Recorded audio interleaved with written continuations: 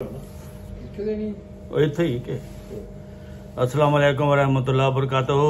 आज की ताज़ा खबर पाकिस्तान से जो टेलीफोन के ज़रिए आई है उसके मुताबिक इमरान खान को गिरफ्तार करके नामालूम जगह पर ले जाया गया है और आज उसकी अदालत में पेशी है।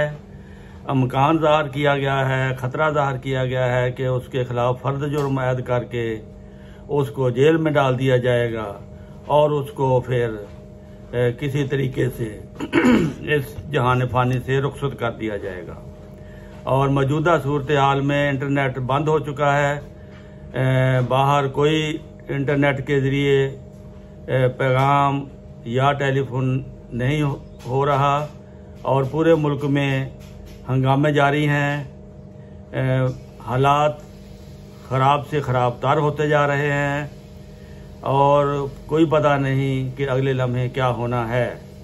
इसलिए पाकिस्तान के हालात जो है बहुत ख़राबी की तरफ जा रहे हैं। बाहर के रहने वाले पाकिस्तानियों को इसमें बहुत तशवीश है।